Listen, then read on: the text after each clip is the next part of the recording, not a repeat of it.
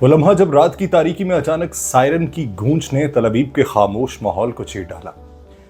वो दर हकीकत एक नए अहद की इब्तिदा थी, एक ऐसी जंगी हकीकत जिसमें महफूज समझे जाने वाली शहरी इमारतें भी मिसाइलों की जद में थी और जेर ज़मीन पनागाहें भी खौफ से कांप रही थीं। ईरानी मिसाइल हमलों की शिद्दत ने इजरायली मुआशरे को हिला के रख दिया। वो इमारतें जिनमें चंद लम्हे पहले तक कहकहे और गुफ्तगुएं थीं, उनके गिर्द सिर्फ मलबा और सन्नाटा रह गया। ये मिसाइल सिर्फ इमारतों को नहीं गिराते, ये नफ्सियाती बरतरी के गहरे वार करते हैं। इजरायली रेस्क्यू एहलकार मलबे से जख्मियों को निकाल रहे हैं, फौज शहरियों को पनागाहों से बाहर आने की इजाज़त दे रही है और इमरजेंसी इदारे बेयकीनी में जख्मियों को संभालने की कोशिश कर रहे हैं।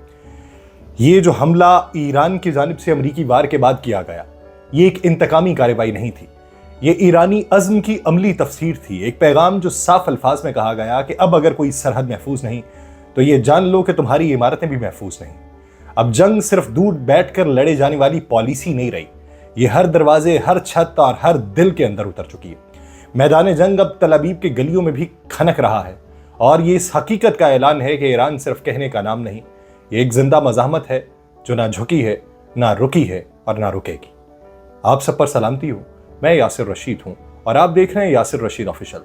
नाज़रीन, ईरान की सरजमीन पे गिरते अमरीकी बम सिर्फ मट्टी नहीं चीर रहे थे, बल्कि वो बैनुल-अक़वामी क़वानीन, खुद मुख्तारी के उसूलों और इंसाफ के तमाम मायारात को भी रौंद रहे थे। लेकिन इस बार ईरान की तरफ से खामोशी नहीं इख्तियार की गई, बल्कि गरजदार अज़म के साथ जवाब दिया गया। सिपाही पासदारान इनकलाब इस्लामी ने अपने बयान में अमेरिका के उस फौजी हमले को महज एक अस्करी इक़दाम नहीं बल्कि एक मुजरिमाना और बेमिसाल वारदात करार दिया। ऐसा अमल जो अक़वाम मुत्तहिदा के चार्टर और बैनुल-अक़वामी कानून की धज्जियां उड़ाता है।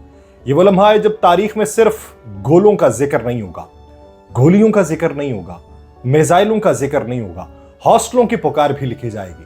सिपाही पासदारान ने वाज़ेह किया कि अमेरिका और इजराइल अब महज हमला आवर रियासतें नहीं रहीं, बल्कि शिकस्त खुर्दा जहनीत के नुमाइंदे बन चुके हैं। ऐसी जहनीत जो मैदान जंग पे अपनी गिरफ्त खो बैठी है और अब बौखलाहट में आए हुए अंधे वार कर रही है। ईरान ने न सिर्फ इन हमलों की मजम्मत की बल्कि ये ऐलान भी कर दिया कि जौहरी टेक्नोलॉजी उसकी पुरअमन तरक्की का हिस्सा है और किसी बम या ड्रोन से उसका रास्ता नहीं रोका जा सकता। बयान के अंदर यह भी कहा गया कि ये हमले ईरानी साइंटिस्ट के अज़्म को मजीद मजबूत करेंगे, ना कि उन्हें कमजोर करेंगे। और सिपाह ने अमेरिका को खबरदार किया है कि इस जारहियत का खमियाजा सिर्फ जंगी नुकसानात की सूरत में नहीं बल्कि एक आलमी मज़ाहमती लहर की सूरत में भुगतना पड़ेगा। और यही नहीं बल्कि ईरान ने पूरी उम्मत इस्लामिया को एक नई वहदत की दावत दी, ऐसी वहदत जो सिर्फ दिफाई नहीं है बल्कि ऐसी वहदत जो तहजीबी बका की जंग है।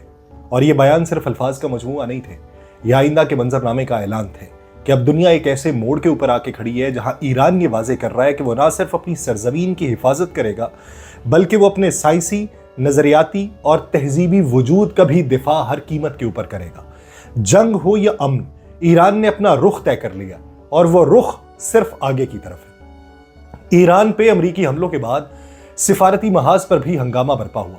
तेहरान की फजाओं में अभी तक मिसाइलों की गूंज बाकी है और दुनिया भर के दारुल हुकूमतों में खौफ और बेयकीनी की फजा छाई हुई है।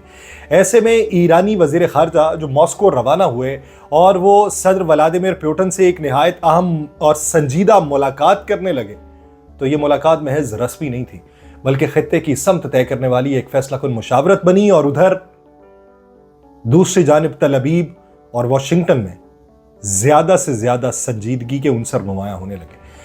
रूस के नायब सदर दिमित्री देमतोव ने डोनाल्ड ट्रंप पे तनकीद करते हुए कहा कि ईरान पे हमला करके दरअसल अमेरिका ने एक नई जंग का आगाज किया। ये सिर्फ मशरक़ वस्ता नहीं बल्कि आलमी ताकतों का बराह रास्त तसादुम बनने जा रहा है।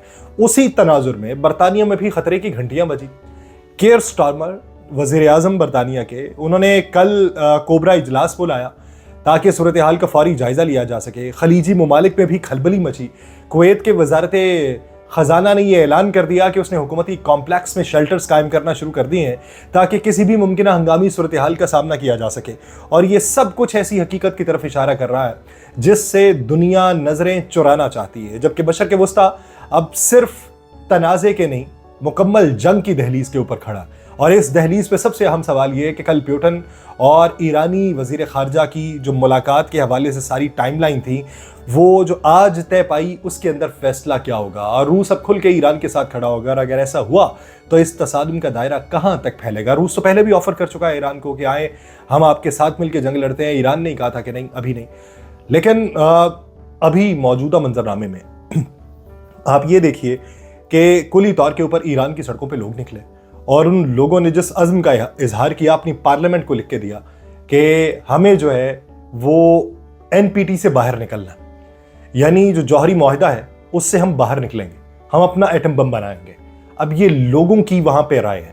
اب وہ جو ڈونلڈ ٹرمپ جو یہ سوچتے ہیں کہ اس خطے کو اس طریقے سے قابو کیا جا سکتا ہے، جنہوں نے یہ کہا کہ رجیم چینج جو ہے یہ پولیٹیکل صحیح لفظ نہیں ہے، لیکن اگر ایران کے جو عہدیداران ہیں وہ ایران کو عظیم نہیں بنا رہے تو پھر رجیم چینج کیوں نہیں ہو رہا؟ یعنی ان کی نظر میں تمام آپ لوگ مار ڈالیں، ان کے جو راہبر ہیں وہ مار ڈالیں، ان کے سائنٹسٹ مار ڈالیں، اور پھر اس کے بعد یہ سوچیں کہ ہڑبڑاہٹ میں یہ کوئی بھی ایسا فیصلہ کر لیں گے جو ہم ان کے اوپر مسلط کریں گے، اور وہ نہیں ہوا تب آپ کی ہڑبڑاہٹ کا وقت شروع ہوا چاہتا ہے۔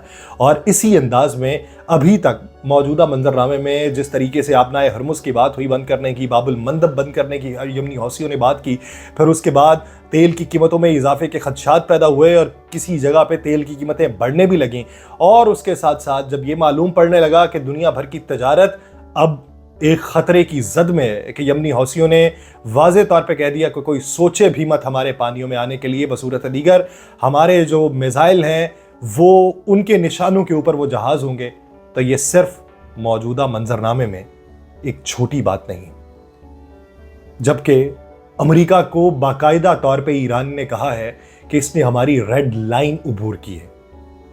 یہ کوئی علامتی چیز نہیں ہے یا علامتی جملہ نہیں ہے، بلکہ یہ سیاسی اور اسٹریٹجک اعلان ہے جو جنگ کے میدان کو سفارتکاری کی بیس پہ واپس لانے سے انکار کی طرف اشارہ کر رہا ہے۔ اور انہوں نے یہ کہا کہ وہ لمحہ گزر چکا، اب مزید مغرب پہ بھروسہ نہیں کر سکتے۔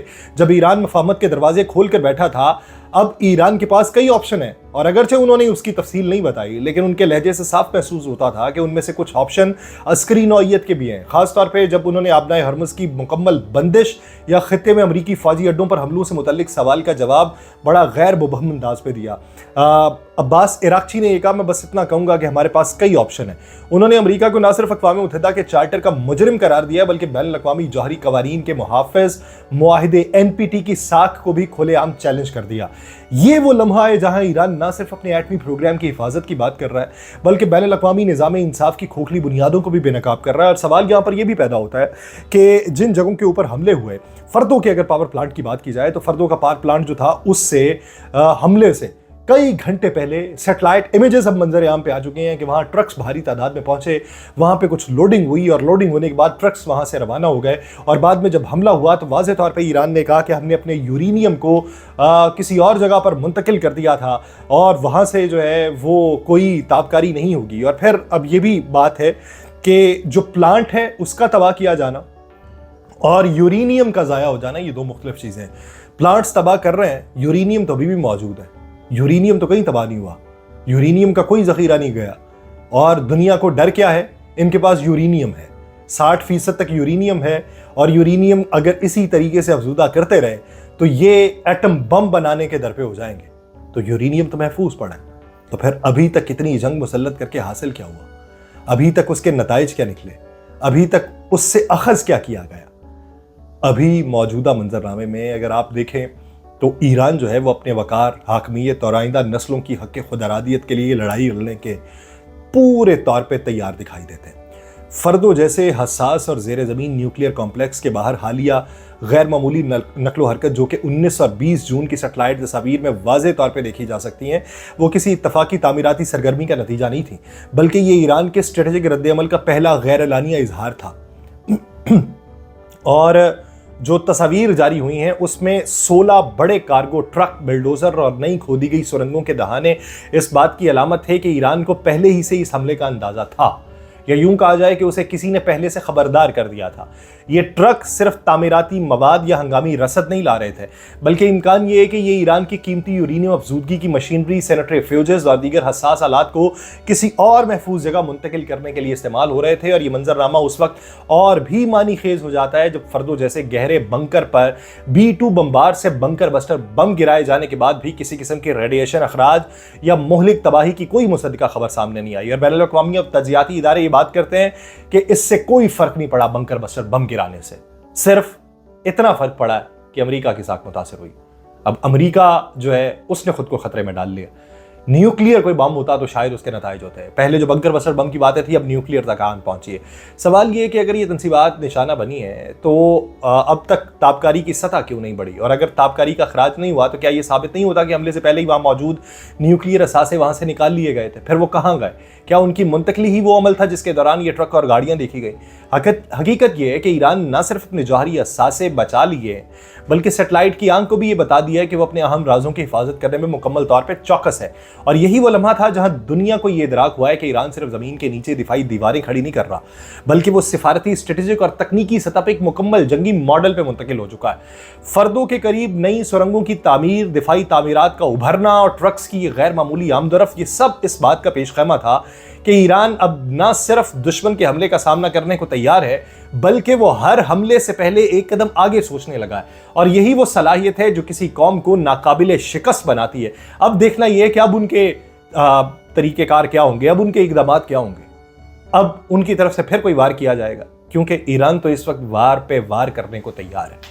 اب جنہوں نے وار کر کے ایران کی طاقت کو ختم کرنے کا سوچا تھا، انہیں یہ سوچنا چاہیے کہ طاقت ختم ہوئی ہے یا طاقت ملٹی پلائی ہو گئی۔ مجھے دیجیے اجازت، اللہ نگہبان۔